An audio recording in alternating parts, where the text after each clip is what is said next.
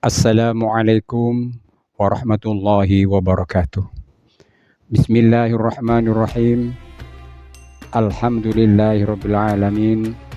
Nahmaduhu wa nasta'inuhu wa nastaghfiruhu wa na'udzu billahi min syururi anfusina wa min sayyiati a'malina. May yahdihillahu fala mudilla lahu wa may yudlilhu fala hadiya lahu. Asyhadu an la ilaha illallah wahdahu la syarika lah wa asyhadu anna Muhammadan abduhu wa rasuluhu la nabiyya ba'dah. Qala Allah ta'ala fi kitabil karim. Bismillahirrahmanirrahim. Ya ayyuhalladzina amanu kutiba alaikumus syiyamu kama kutiba alal ladzina min qablikum la'allakum tattaqun. Al-ayah. Shadaqallahul azim. Amma ba'd. Pemirsa kuliah Ramadan PGRI rahimakumullah. Seyogyanya lah di awal pertemuan kita kali ini kita memanjatkan puji syukur alhamdulillah kehadirat Allah Subhanahu wa taala yang telah melimpahkan rahmat dan hidayahnya, melimpahkan taufik dan inayahnya, memberikan kesehatan kepada kita yang sangat luar biasa dan mempertemukan kita dengan bulan suci Ramadan, bulan penuh ampunan, bulan penuh rahmat, bulan yang sangat dinantikan oleh seluruh umat Islam sedunia, seluruh umat mukmin mukminat sedunia. Salawatullah wassalamuhu semoga tetap tercurahkan kepada junjungan kita Nabi besar Muhammad sallallahu alaihi wasallam beserta seluruh keluarganya dan sahabat-sahabatnya serta seluruh umatnya hingga akhir zaman. Pemirsa kuliah Ramadan PGRI rahimakumullah. Di bulan suci Ramadan ini Allah tidak hanya memerintahkan kita untuk berpuasa, menahan lapar, menahan haus, menahan nafsu-nafsu kita, tapi Allah juga perintahkan untuk memperbaiki kualitas ibadah kita, terutama ibadah sholat. Kenapa harus sholat? Karena sholat menjadi tolak ukur keimanan seseorang. Sholat adalah tiang agama. Rasulullah Shallallahu Alaihi Wasallam bersabda, As-salatu imaduddin, faman aqamaha faqad aqamaddin, wa man tarakaha faqad hadamaddin. As-salatu imaduddin, salat adalah tiang agama. Faman aqamaha faqad aqamaddin, barang siapa yang mendirikan salat, sungguh dia telah menegakkan agama. Wa man tarakaha, barang siapa meninggalkan salat, faqad hadamaddin, sungguh dia telah merobohkan agama. Hadirin sekalian yang berbahagia, pemirsa kuliah Ramadan yang sangat dicintai oleh Allah Subhanahu wa taala.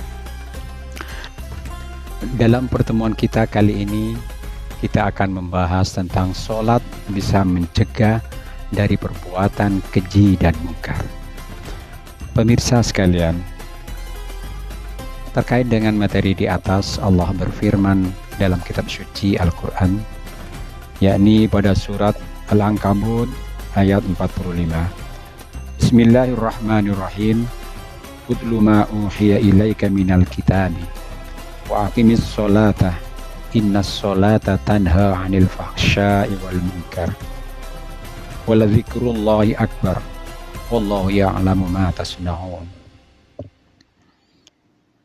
Udlu ma uhiya ilaika minal kitabi, bacalah hai Muhammad, bacalah Al-Quran yang telah diwahyukan kepadamu. Aqimis sholata, dan dirikanlah sholat. Innas sholata tanha 'anil fahsya'i wal munkar, sesungguhnya sholat dapat mencegah dari perbuatan keji dan mungkar. Wala dzikrullahi akbar, sungguh Mengingat Allah itu jauh lebih besar keutamaannya daripada ibadah yang lain. Wallahu ya'lamu ma tasna'un. Allah mengetahui apa yang telah kamu kerjakan. Al-Quran Surat Al-Ankabut ayat 45. Pemirsa sekalian rahimakumullah, Inna sholata tanha 'anil fahsya'i wal munkar. Ayat ini menegaskan bahwa sholat memiliki fungsi moral dan sosial. Ia bukan hanya sekedar ritual, tetapi benteng dari perbuatan dosa yang pada akhirnya menjerumuskan manusia pada kemurkaan Allah Subhanahu wa ta'ala. Inna sholata tanha 'anil fahsya'i wal munkar. Sesungguhnya sholat dapat mencegah dari perbuatan keji dan mungkar. Mengapa sholat dapat mencegah perbuatan keji dan mungkar? Pertama, dalam sholat kita mengingat Allah 5 kali sehari. Dalam sholat kita memperbaharui komitmen kita kepada Allah. Bukankah dalam sholat kita melafalkan Iyyaka na'budu wa iyyaka nasta'in, Iyyaka na'budu, hanya kepadamu lah ya Allah hamba menyembah, wa iyyaka nasta'in, dan hanya kepadamu lah ya Allah hamba mohon pertolongan. Sebuah komitmen yang dibangun bersama Allah, yang kita perbaharui 5 kali sehari semalam. Komitmen yang bukan main-main. Kalau kita selalu mengingat komitmen kita kepada Allah, insya Allah perbuatan keji dan mungkar dapat kita elakkan, dapat kita jauhi, karena sholat akan menjadi benteng kita. Pemirsa sekalian rahimakumullah, sebuah kisah inspiratif oleh sahabat Nabi, karena para sahabat saat itu sangat menjaga sholat-sholat mereka. Di antara teladan yang sangat luar biasa tentang sholat yang khusyuk, tentang kedalaman keimanan seseorang dalam sholat, ditunjukkan oleh Sayyidina Ali bin Abi Thalib radhiyallahu anhu. Tatkala beliau terkena panah dalam peperangan, beliau perintahkan sahabat-sahabatnya, rekan-rekannya untuk mencabut panah. Tapi para sahabat kesulitan karena Sayyidina Ali merasa sakit luar biasa. Dan para sahabat tidak tega untuk mencabutnya. Kemudian apa kata Sayyidina Ali? Cabutlah saat aku melaksanakan sholat. Kemudian diiyakan oleh para sahabat. Maka di saat Sayyidina Ali bersiap sholat dan melaksanakan takbir Allahu Akbar, di saat Sayyidina Ali tenggelam dalam kekhusyukan, tidak ada satupun yang diingat kecuali Allah Tuhannya, tempat menghadapnya, dan tidak pada yang lainnya, tempat Allah yang dia sembahkan. Di saat itu pula lah salah seorang sahabat mencabut anak panah dari tubuhnya. Tapi apa yang terjadi? Tidak sedikit pun Sayyidina Ali mengerang kesakitan karena panahnya dicabut. Padahal sebelum sholat, rasa sakit itu luar biasa dirasakan oleh Sayyidina Ali, sehingga para sahabat tidak tega untuk mencabutnya. Tapi ketika dia tenggelam dalam kekhusyuan sholat, panah dengan mudah dicabut oleh para sahabat tanpa rasa sakit sedikit. Pemirsa, pelajaran apa yang dapat kita ambil dari kisah ini? Jelaslah sudah bahwa sholat yang khusyuk mampu mengalahkan rasa sakit fisik yang luar biasa, apalagi hanya sekedar godaan maksiat dan dosa. Pemirsa sekalian rahimakumullah, mari kita lihat contoh dalam kehidupan sehari-hari. Inna sholata tanha 'anil fahsya'i wal munkar. Makna fahsya menurut para ulama, makna fahsya dan munkar menurut ulama. Kalau fahsya adalah perbuatan yang tidak baik, perbuatan yang dosa, yang berkaitan dengan seksualitas. Seperti pergaulan bebas yang menjerumus kepada perzinahan, kepada kemaksiatan, kepada pelecehan, pemerkosaan, dan lain sebagainya. Sedangkan munkar menurut para ulama adalah perbuatan yang tidak baik, perbuatan dosa yang menjurus kepada non-seksualitas. Jadi dua-duanya adalah perbuatan tidak baik dan berdosa. Bedanya adalah kalau fahsya berkaitan dengan seksualitas, sedangkan munkar berkaitan non-seksualitas, seperti menganiaya, mencaci maki, mencela, menyakiti hati orang lain, dengki, mengambil yang bukan hak miliknya, dan lain sebagainya. Ketika perbuatan yang tidak baik dan dosa, fahsya dan munkar ini seharusnya tidak akan terjadi jika sholat yang dilakukan oleh seorang muslim memiliki kualitas yang baik dan tingkat kekhusyuan yang baik pula. Di tempat kerja, orang yang menjaga sholatnya akan berpikir 2 kali lipat untuk korupsi atau berbuat curang.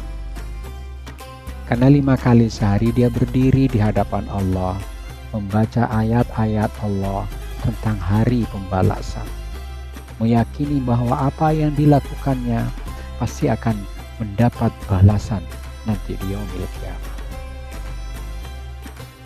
Dalam pergaulan dan interaksi seorang muslim yang menjaga sholatnya akan lebih mampu menjaga diri dari perbuatan yang dimurkai Allah. Ketika ia hendak berbuat dosa, ia mendengar suara azan, dia ingat azan, dia ingat sholat. Sujudnya kepada Allah menjadi pengingat yang kuat dan menjadi benteng yang kokoh dari serangan fahsya dan munkar tadi. Dalam lingkup rumah tangga, seorang suami istri yang menjaga sholat 5 waktunya akan lebih sabar menghadapi konflik-konflik yang menghadang keluarganya. Karena setiap hari mereka belajar sabar, tunduk, dan mohon petunjuk kepada Allah Subhanahu wa Ta'ala dalam sholat. Namun sebaliknya, jika seseorang masih rajin sholat, tetapi tetap melakukan maksiat, maka yang perlu diperbaiki adalah kualitas sholatnya, kehusyuannya, pemahaman bacaan sholatnya, dan kesadaran hatinya. Hadirin sekalian, pemirsa rahimakumullah, Ramadan ini adalah momentum terbaik bagi kita sekalian untuk memperbaiki semuanya. Karena di bulan ini hati menjadi lebih lembut, dosa-dosa akan terampuni, dan pahala-pahala kita akan dilipat gandakan. Dan sebagai penutup, marilah kita jadikan Ramadan ini sebagai titik balik. Jangan hanya memperbanyak rakaatnya saja, tapi perbaikilah kualitas sholatnya. Hadir dan rasakan dalam sholat bahwa kita sedang berdialog dengan Allah. Jika sholat kita benar, insya Allah akhlak kita juga akan benar. Jika sholat kita baik, insya Allah hidup kita juga akan terarah. Dan jika sholat kita dijaga, maka ia menjadi cahaya di dunia dan penyelamat kita di akhirat. Semoga Allah menjadikan kita termasuk orang-orang yang mendirikan sholat, menjaga sholat dengan khusyuk, sehingga benar-benar terhindar dari perbuatan keji dan munkar. Wallahu a'lam bishawab. Wassalamualaikum warahmatullahi wabarakatuh.